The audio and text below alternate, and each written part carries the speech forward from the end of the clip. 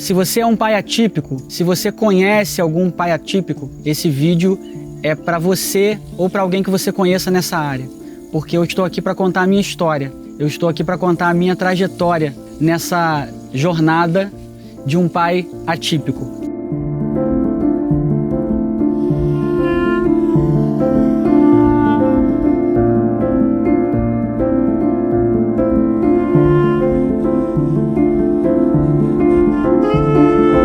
Então, se você se interessa pelo assunto, se você conhece alguém, me ajuda compartilhando esse vídeo, faça esse vídeo chegar a muitas pessoas, porque é um tema necessário e eu tenho algo a compartilhar com vocês que vai provavelmente ajudar muito nessa caminhada. Eu me chamo Jaime, eu sou, como eu disse, pai atípico, sou casado com a Luciane, mais conhecida como Nani, sou pai do Henrique e sou pai da Helena. Eu sou pai atípico por conta do Henrique. Henrique tem 13 anos de idade, ele é um autista não verbal e eu quero contar um pouquinho aqui nesses vídeos e já fique sabendo que não vai ser só um vídeo, esse é o primeiro vídeo de uma série de 3, então eu peço para que você me acompanhe nas redes sociais, no Instagram, para que você conheça essa história por completo. E eu quero começar esse vídeo e essa história contando um pouco da minha trajetória. Só que para eu contar a minha trajetória como pai atípico, eu tenho que voltar um pouco no passado, para eu dar um contexto do que realmente aconteceu e de tudo que eu vivi, de tudo que eu precisei enfrentar, para que realmente eu pudesse ser o pai atípico que Henrique precisava que eu fosse.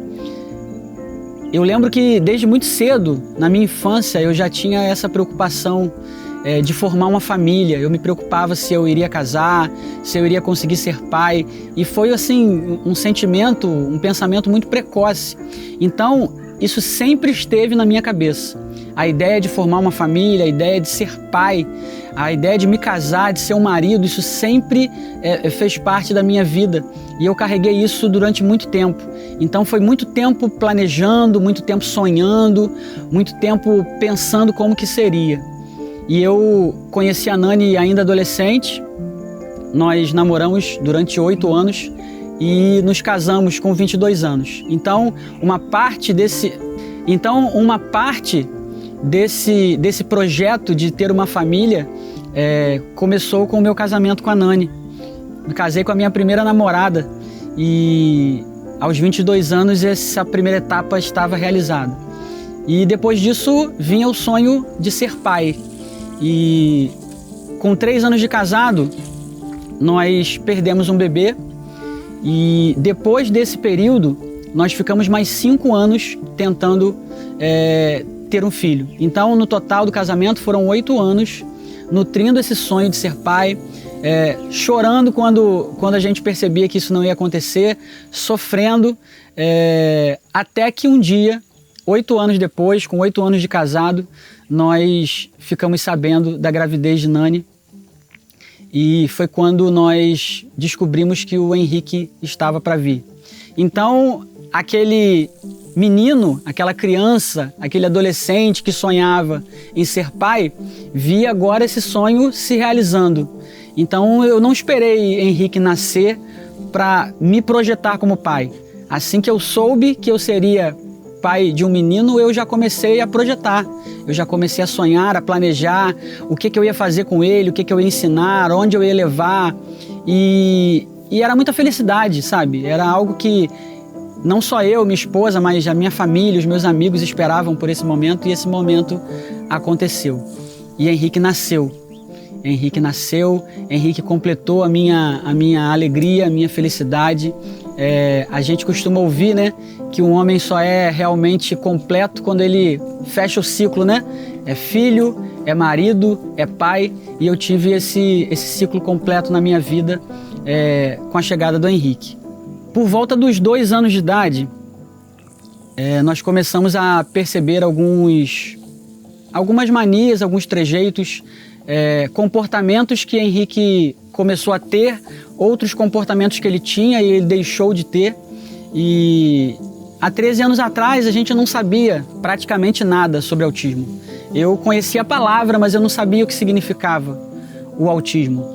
Então algumas pessoas que eram mais próximas desse tema chegaram perto da gente e tentaram nos alertar sobre o que poderia estar acontecendo. Amigos que chegaram pra gente e disseram, olha, eu recomendo vocês a procurarem um neurologista, um fono para Henrique, porque ele tem sintomas de autismo.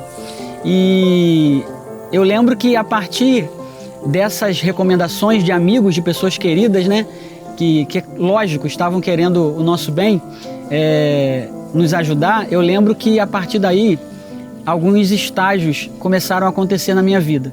E eu quero falar sobre esses estágios. São 4 estágios. Tem um que ele é o estágio inicial e eu queria deixar ele para o final. Vou deixar ele para o final porque ele, para mim, é o mais importante e foi a minha maior luta contra esse estágio. Mas eu vou deixar ele para o final porque ele é o mais importante. E o primeiro estágio que eu quero falar é sobre a negação. A negação começou quando essas pessoas pensaram na possibilidade do Henrique ser autista e tentaram nos alertar. A negação é algo que, para mim, é natural. Você não quer aceitar um diagnóstico, você não quer aceitar que o seu filho tem uma condição que possa causar algo ruim para ele. Então, a sua primeira reação é negar. E eu fiz isso. Só que o grande problema da negação, para mim, e aqui eu quero deixar claro que é a minha experiência, a minha vivência, eu não estou aqui para ensinar ninguém, eu não estou aqui para mostrar o que você tem que fazer, eu estou contando a minha vivência e pode ser que, através da minha vivência, você possa absorver alguma coisa para a sua vida, mas o grande problema é quando você carrega a negação por muito tempo. O grande problema é quando você se fecha para tudo, não se permite pensar em outra possibilidade, porque você quer simplesmente negar. Muitas das vezes a realidade está ali na tua frente, muitas das vezes é inegável o que está acontecendo, mas eu continuava negando, eu continuava escolhendo não aceitar. E durante um tempo a minha negação prejudicou muito meu filho. Hoje eu consigo perceber isso. Hoje eu consigo perceber que se eu tivesse buscado superar a negação mais rápido na minha vida, eu poderia ter ajudado mais o meu filho.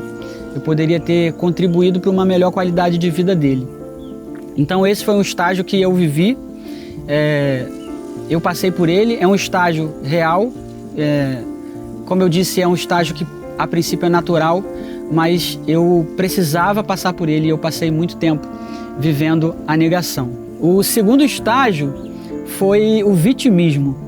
E esse é um estágio muito complicado, porque a partir do momento em que eu confessei, eu não pude mais negar a condição do meu filho, eu precisei acordar para a realidade, eu comecei a entrar num caminho de vitimização, de me sentir vítima do que estava acontecendo. Eu sou cristão, creio em Deus e eu comecei a olhar para Deus como se Ele fosse alguém que estivesse me punindo. E eu comecei a me ver como alguém que não merecesse o que estava acontecendo com meu filho. Então, nesse processo de vitimismo, eu comecei a querer apresentar para Deus: Senhor, mas eu faço isso, eu sou assim, eu faço aquilo, eu trabalho aqui, eu sou uma pessoa boa, eu sou uma pessoa dedicada, por que isso está acontecendo comigo? Então, eu comecei a me vitimizar, eu comecei a vitimizar a minha família, eu comecei a pensar que nós não éramos merecedores disso. E esse é um processo também que acontece, que pode até ser comum, mas que eu precisava fugir dele. Eu não poderia olhar para essa situação dessa maneira. E lá na frente você vai entender o que aconteceu para que eu pudesse me livrar do vitimismo. Mas o vitimismo é um processo. O vitimismo passou pela minha cabeça, mas infelizmente eu permiti que ele tomasse um espaço muito grande na minha vida. E por muito tempo eu me vi nessa condição, como uma pessoa que não merecia, como se eu fosse melhor do que alguém, para que eu pudesse ser privado do que aconteceu, do que estava acontecendo com meu filho e dentro da minha família. O terceiro estágio é o estágio da frustração. Eu passei pela negação, eu tive que aceitar a realidade depois de um tempo. Eu passei pelo vitimismo, eu tive que aceitar que aquilo era algo que iria acontecer com meu filho e que iria acontecer com a minha família.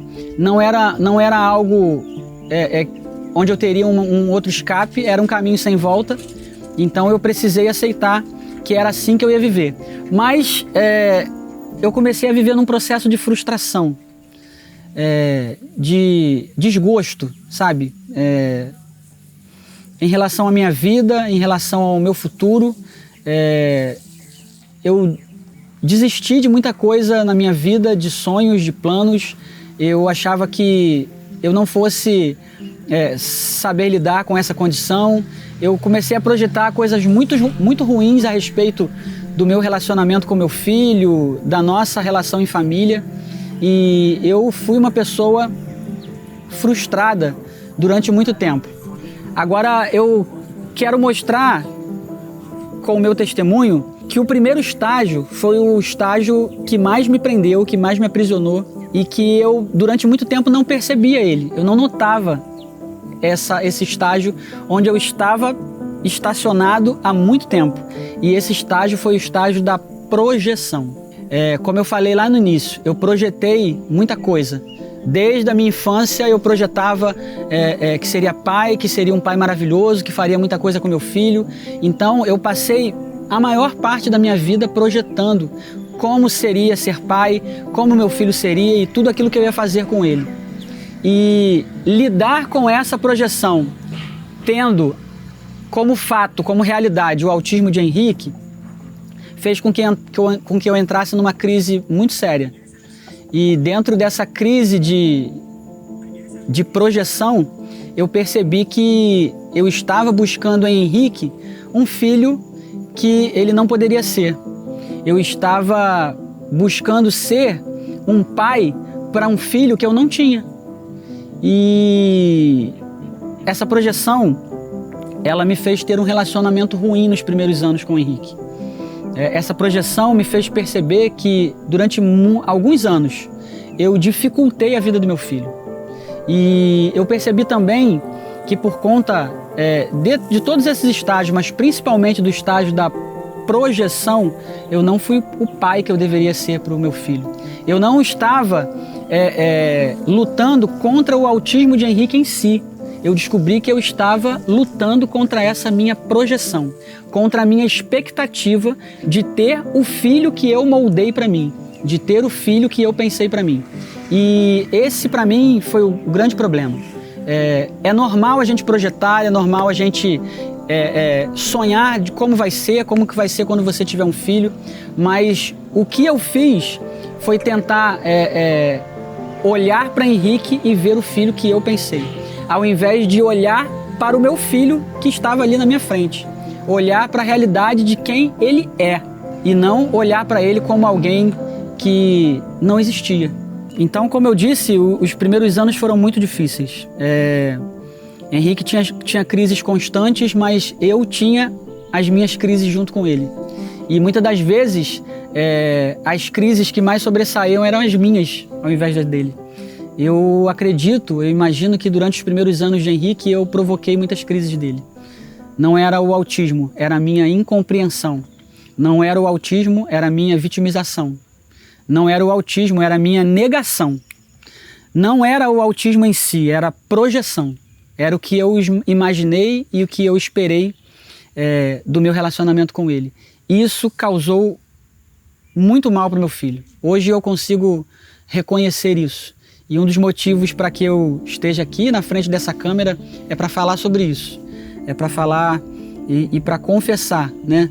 Para desabafar aquilo que hoje eu percebo, que eu sinto e que, de alguma forma, se tiver alguém que esteja sentindo isso também, se esse vídeo puder ser útil, eu vou ficar muito feliz em poder ajudar. A minha virada de chave sobre o meu relacionamento com meu filho, ele começou numa dessas crises que eu e ele tínhamos, né? E nesse dia eu lembro que eu olhei nos olhos de Henrique e eu percebi o desespero dele.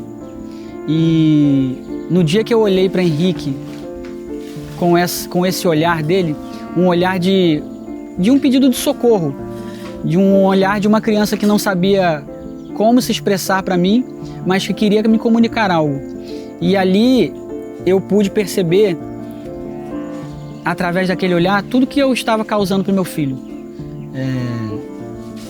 E uma das coisas que ficaram claras para mim através daquele olhar é que se tivesse alguma pessoa realmente sofrendo naquela situação, essa pessoa era Henrique.